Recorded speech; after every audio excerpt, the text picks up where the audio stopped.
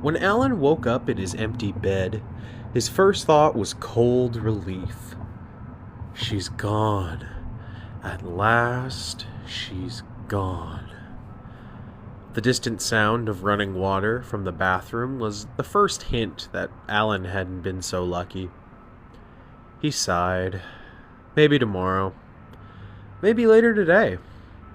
When it comes to breaking up with someone, the right time rarely comes. One of these days, Allan would have to man up and say something. End this awkward little play date. Maybe tomorrow. "Babe?" Eva called pathetically. Instead of answering her, Allan let out a long, theatrical yawn. Eva laughs. "Morning, sleepyhead," Eva purrs. Again, Allan says nothing.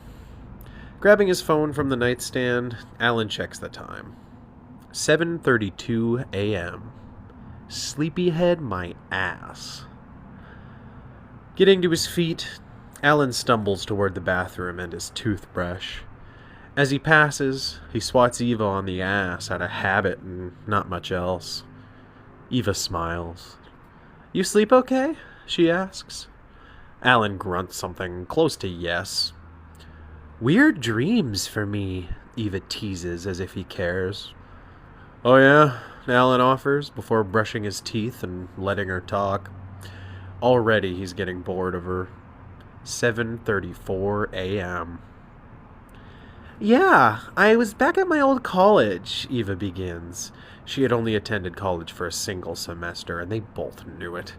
"Except everything was dark and empty. I made my way to the lunchroom, but when I got there..." There's more, but Allan doesn't listen. Distracted by the buzzing toothbrush in his hand and the dream still floating through his mind like smoke, Allan nodded obediently as she finished her tale. "Isn't that insane? What do you think it means?" Eva asked earnestly. "I think it means we shouldn't stay up so late," Allan teased gently. "Especially if we have to meet your parents for lunch." Eva frowns. For a few moments, Allan is terrified that this will somehow upset her for the rest of the day. Mercifully, Eva smiles. "Since when are you scared of my parents?" she teases, as if Allan were 7 years old instead of 26. They laugh together. A fragile sound at the risk of snapping. Maybe tomorrow. Maybe later today. Maybe right now, before they leave for lunch. For the first time in months, Allan felt strongly that this was the time. His stomach clenched immediately. "You okay, babe? Need a Tums?" Eva asked, noticing a change in him. He didn't know how to explain himself. "You just went all pale," Eva finished weakly. "I'm okay," Allan lied. He was going to do it today. They ate their breakfast in bed, each on their phones as they did so. Eva showed Allan some TikToks. Allan scrolled through Reddit and Facebook with mingled disgust and keen interest. Allan never wanted the silence between them to end. More than anything, Allan wanted to slip out of Eva's life like a ghost. But that would be cruel. Allan had no plans to be cruel. He simply didn't love her. Never had, really. They had met just under a year ago, drunkenly swaggering around the same club on the same Saturday night. They danced, they kissed, they split the cab fare to Allan's place, and finally, they had sloppy, drunken sex. Saturday night became Sunday morning, and now here they were, 1,000 Sundays later, rotting in their beds and living like seniors in a raisin ranch. When they did go out these days, they didn't stay out long. The party was over, but here they are, swaying together in silence. Jesus, that's depressing, Allan considered. All the more reason to be done with it. Lost in his thoughts, Allan was brought back to Earth by the sound of a ringing phone. He could tell who was calling by the ringtone.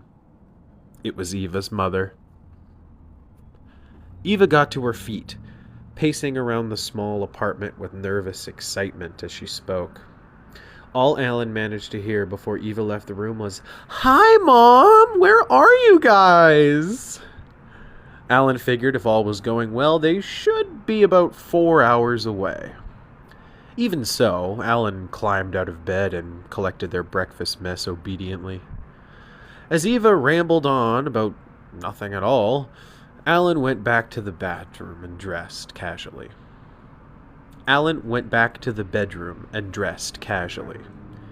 Just as he was working his way into a pair of socks, Eva floated back into the bedroom wearing the biggest smile so far. "Well, that sounds great! As a matter of fact, Allan's already dressed and ready to go!" Eva cheered to his dismay. He was dressed, sure, but Allan felt far from ready. "All right, see you guys soon. Love you," Eva beamed as she hung up. Again, Allan's stomach clenched.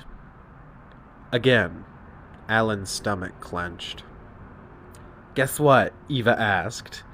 Allan guessed he already knew. She wouldn't let him answer anyway. "My parents just got into town. We're going to meet them for breakfast in just about an hour," Eva announced, planting a kiss on Allan's startled lips. Allan didn't know what to say. If he could say anything at all. Now was the time. "Bombs away." "Listen, I think we should talk," Allan admitted reluctantly. "I have to get ready. I have to get dressed," Eva chuckled like a Disney princess, ignoring him completely. Perhaps she knew this was coming in some way. Eva was back in front of the mirror almost at once. Allan sighed. This was going to be harder than he thought it would be. As Eva went about the careful work of doing her makeup, Allan tried and failed to get through to her. Much like when she was texting, Eva went into a kind of hyper-focus that made regular conversation impossible.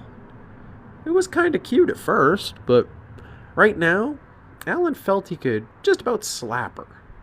But that would be cruel. Allan had no plans to be cruel. So, as Eva went about her work, Allan lay back on the bed and closed his eyes. She couldn't ignore him forever, even if it may feel like forever. After what felt like a lifetime, Eva emerged from the bathroom. "What do you think?" Eva asked. "We need to talk," Allan told her firmly. "It's not that bad, is it?" she asked with a weak, uncomfortable smile. Finally, her act was up. Eva stuck out her lower lip in a little kid's pout. "Can't this wait until later? After breakfast, please?" "No, I don't think it can," Allan said flatly. Eva still wasn't having it. "Come on, let's just go," she pouted, moving toward the door faster than Allan could stop her. Knowing her as well as he did, Allan was already waiting for the coming explosion. Despite Eva's lunatic speed as she dashed toward the parking lot, Allan followed closely behind. It wasn't much of a walk, and with his long legs, he barely broke a sweat. Once they were both in the car, she would have nowhere left to run. Surprisingly, Allan's fragile stomach lodged no complaints. Before, there had been stress, but now things were different. In place of his fear, Allan felt nothing but excitement. In no less than an hour, he would be free. When they both got to the car a few seconds apart from each other, Allan felt almost certain he would be locked out. Instead, the handle of Eva's green Taurus opened easily. They sat in silence for a moment. The radio came to quiet life as Eva pulled out of the parking garage and into downtown. As Eva merged smoothly with the jerky early morning traffic, Allan waited for his moment. The odd couple cruised slowly toward the city center for 10 laborious minutes. When the speedometer fell to a lazy 10 kilometers an hour, Allan found his voice. Eva winced as he started to speak. Look, I've been waiting to say this for a while now. It's just... I don't know the best way I can... Allan fumbled for the right words. So what's her name? Eva interrupted. You fucked her yet? In her voice, Allan heard an ice-cold venom he would have never guessed she was capable of. The normally bubbly, always laughing Eva had just hardened into stone before his eyes. Stunned by this, as he was, Allan was briefly left speechless. It's fine. I'll save you the breath. It's over, right? You already found yourself some teeny bopper cunt. That it? Eva growled savagely. Outside her window, cars whooshed past like hurricane raindrops. Good for you. Hope she's a real winner, Eva spat. Allan laughed, helpless to stop himself, even as the pain bit sharply into his ribs a few minutes later. He hadn't been with anyone but her since the first day they met. Eva stared at him in total shock, her jaw in her lap, as if this laugh confirmed some dark, unimaginable truth. Allan supposed it did, in a way. Eva brought the vehicle to a stop, ignoring the impatient passengers lining up behind her as she did so. Parking in the middle of downtown like she had was both illegal and terrifying. Just as soon as Allan realized what she had done, Eva flew at him with slapping, punching hands. Mixed with the sound of her shrieking slaps was the sound of blatting car horns. Eventually, understanding their predicament as much as they needed to, the vehicle started to snake around the driver's side door. Before he was able to hold her back, Allan suffered 4 or 5 slaps and a ripped t-shirt. All things considered, he felt he had gotten off pretty easy. As Allan held Eva by the wrists like a nurse in an insane asylum, she stopped her struggling and screaming. Now she was crying like a little kid, the same little kid who was pouting upstairs earlier this morning. Allan let her go gently, as if this was exactly what she had been waiting for. Eva screamed, "Asshole! Fucking asshole!" People on the street had stopped to watch their circus act. The cars snaked around the parked tourists faster than ever. Eva had just enough time to feel jealous. She went to hit him again, but when Allan put up his crossed arms in defense, Eva shrieked towards heaven itself. "Motherfucker!" she roared, before throwing open the car door with a frustrated shove. What happened next happened fast. As soon as Eva's door had been opened, a silver flash ripped the door straight from his hinges. The sound of that heavy metal ripping had the same dry snap as a broken leg, and in slow motion, Allan watches it all. The silver flash, an old dirty Cadillac, comes to a stop just ahead of their missing car door.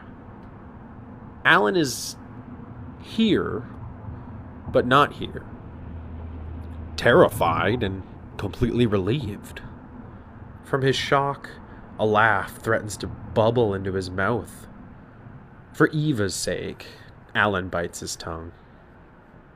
Eva gets out of the car, walking in a straight line back towards their apartment. Allan watches her as she goes, power walking down the sidewalk like an attorney late for court. Allan hasn't moved. Not yet. As Eva disappears around the corner, Allan doesn't feel much like laughing anymore. Like a man waking from his dream, Allan is startled by a tapping on his passenger side window. He expects to see a cop, but he doesn't. Instead, an old man with kind eyes is waiting for him to say something. The same old man he had first glimpsed in a silver flash of grinding metal. Allan rolls down his window and meets the old man's gaze. "You okay, son?" the old man asks him. "Terribly sorry about your car, mister. Can't say that enough," he adds tenderly, as if this were somehow his fault. Allan smiles. "Don't worry about it. It's not my car anyway," Allan confesses. The old man looks confused, but smiles at him anyway. Feels good to share a smile with a stranger like this. Yeah? And the girl? She yours too? The Cadillac kid asked him. Allan laughs. Someone else's problem now, Allan offers. When he got back to his apartment later that night, all of Eva's things were already gone.